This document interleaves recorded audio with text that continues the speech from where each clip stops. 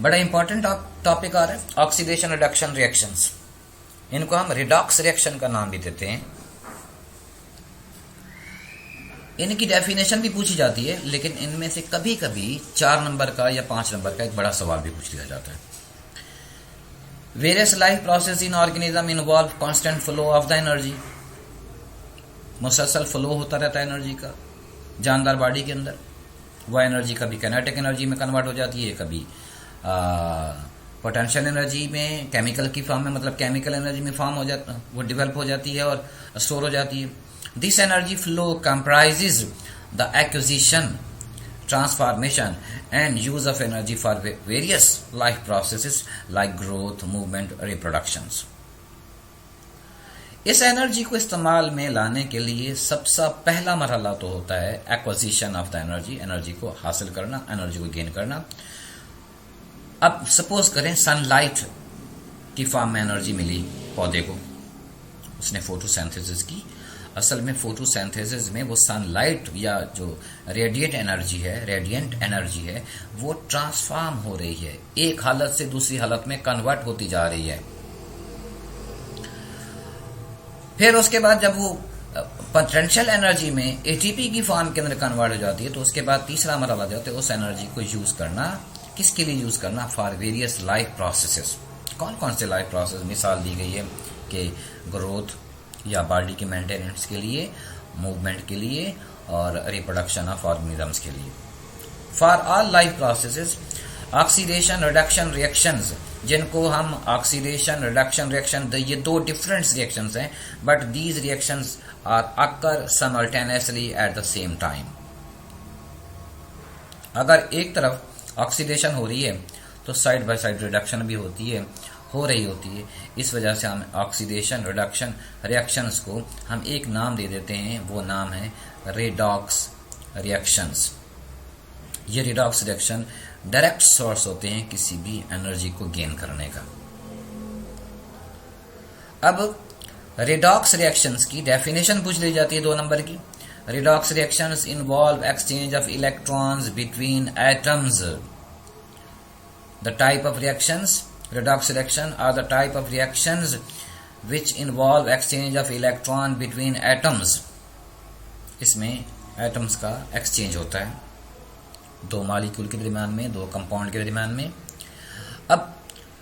अब क्योंकि हमने पहले कहा कि जो रिडॉक्स रिएक्शन है हकीकत में ये ऑक्सीडेशन रिएक्शंस का और रिडक्शन रिएक्शंस का कलेक्टिव नेम है, तो आप जरा देखते हैं कि ये ऑक्सीडेशन रिएक्शंस क्या होते हैं।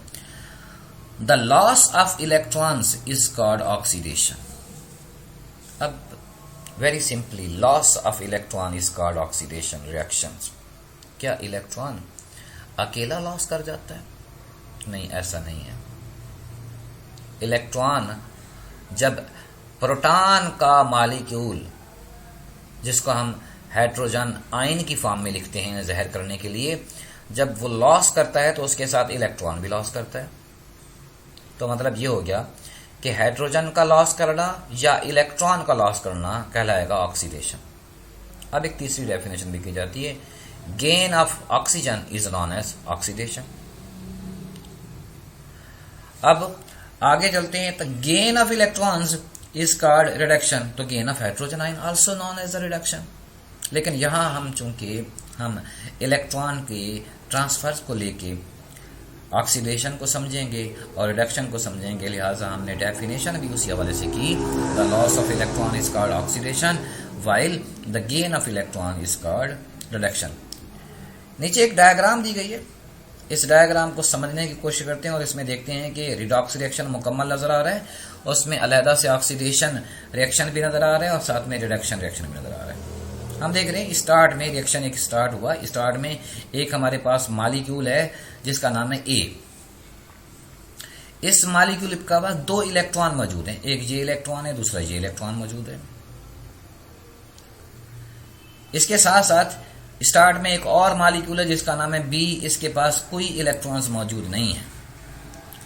जिसके पास इलेक्ट्रॉन मौजूद है इसका मतलब है ये मॉलिक्यूल इस वक्त रिड्यूस्ड है। क्यों? Gain of electron is called reduction, तो ये मॉलिक्यूल रिड्यूस्ड है। जब रिएक्शन हुआ इस ए से इलेक्ट्रॉन लॉस हो गए। ये देखें जी, ये जा रहा है ए मॉलिक्यूल, यहां जब पहुंचा तो ये मॉलिक्यूल ऑक्सीडाइज्ड हो गया। कैसे ऑक्सीडाइज हुआ? अब इसके पास यहां देखें इलेक्ट्रॉन मौजूद नहीं है, लेकिन रिएक्शन से पहले इसके पास 2 इलेक्ट्रॉन मौजूद थे। तो ये इलेक्ट्रॉन कहां गए? ये इलेक्ट्रॉन चले गए बी के पास। ये देखें, ये वाले इलेक्ट्रॉन इस बी के पास जहां आकर खड़े हुए हैं। अब रिएक्शंस के बाद ए ऑक्सीडाइज्ड हो गया, बी रिड्यूस हो गया। हालांकि ए जो था रिएक्शन से पहले रिड्यूस था, और बी रिएक्शन से पहले ऑक्सीडाइज था।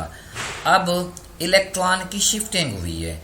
ए going to be lost electron lost हो रहे हैं। तो loss of electron is known as oxidation. A have become oxidised. और बी को देखें, B is going to gain electrons. तो गेन ऑफ इलेक्ट्रॉन क्या है? गेन ऑफ इलेक्ट्रॉन है रिडक्शन। तो B now has become reduced.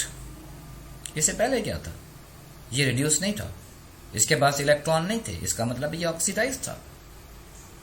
ठीक है, तो यहां वाजे हो गया कि ए में से इलेक्ट्रॉन का लॉस होना ऑक्सीडेशन है। यहां लिखा हुआ है oxidation. Compound A loses electron, this process is known as oxidation of compound A. यहां B, compound B gains electron, तो compound B has become reduced. तो यहां वाजे हो गया कि loss of electron is known as oxidation and gain of electron is called reduction. अब बड़ी इंटरेस्टिंग बात आप देखें, electrons can be an energy source. Electron energy source हो सकता है, जरूरी नहीं है हो। लफ्ज पर गौर करें, कैन बी हो सकता है, एन एनर्जी सोर्स एनर्जी का जरिया। तो कब होगा ये? It depends upon their location. किसकी लोकेशन? इलेक्ट्रॉन की लोकेशन। इलेक्ट्रॉन कहां मौजूद है? इलेक्ट्रॉन की अरेंजमेंट क्या है? Location and arrangement in atoms. किस एटम पर मौजूद है, किस तरतीब में मौजूद है।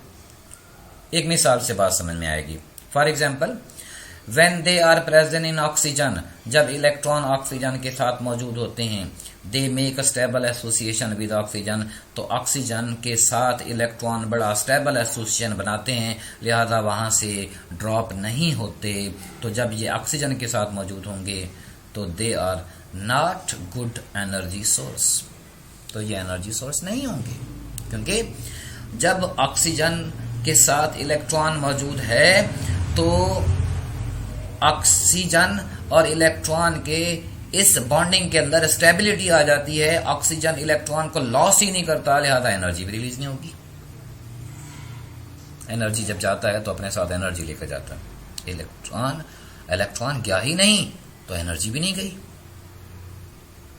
But if electrons are dragged away from oxygen, अगर इलेक्ट्रॉन किसी तरह से ऑक्सीजन से खींच लिया जाए, dragged away, and attach to some other atom, और किसी और एटम के साथ आके जुड़ जाए, तो ये जुड़ना वक्ती होगा। जब ये जुड़ना वक्ती है तो फौरी तौर पर क्या हो जाएगा, वहां से इलेक्ट्रॉन डिटैच हो जाएगा, इलेक्ट्रॉन लॉस होगा, तो साथ में एनर्जी भी लॉस होगी। तब electron become the source of energy. कौन से एटम के साथ जुड़े तो ये सोर्स ऑफ एनर्जी हो सकता है। कार्बन के साथ इलेक्ट्रॉन जुड़ जाए तब ये सोर्स ऑफ एनर्जी हो सकता है।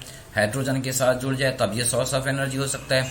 दे मेक अनस्टेबल एसोसिएशन, तभी वो ड्रॉप आउट हो जाएगा, और साथ में एनर्जी भी लूज होगी, और वो एनर्जी उस ऑर्गेनिजम्स के काम होगी या उस सेल्स के काम आएगी जिस सेल में ये सब कुछ प्रोसेस हो रहा है। They try to back to oxygen. क्यों ड्रॉप आउट होंगे? इसलिए कि वापस अपने स्टेबल एसोसिएशन की तरफ जाना चाहते हैं, ऑक्सीजन की तरफ जाना चाहते हैं। And when this happen, energy is released. In living organism, redox reactions involve the loss and gain of the hydrogen atoms. मैंने थोड़ी देर पहले बताया था कि इलेक्ट्रॉन अकेला मूव नहीं करता, असल में इलेक्ट्रॉन हाइड्रोजन के साथ एसोसिएट है। हाइड्रोजन मूव करता है तो इलेक्ट्रॉन भी मूव करता है, इलेक्ट्रॉन मूव करता है तो हाइड्रोजन भी मूव करता है। यही बात यहां बताई जा रही है कि redox reaction involve the loss and gain of hydrogen atoms. We know that hydrogen atom contain one proton and one electron. यही वजह है, अगर हाइड्रोजन लूज करता है तो इलेक्ट्रॉन लूज करता है, इलेक्ट्रॉन लूज करता है तो हाइड्रोजन लूज करता है. It means that when a molecule loses a hydrogen atom, it actually loses an electron. ये क्या हो गया? Losses of electron oxidation. And similarly, when a molecule gain hydrogen atoms, it actually gain an electron, and this is known as reduction. तो ये reduction का process हो जाएगा.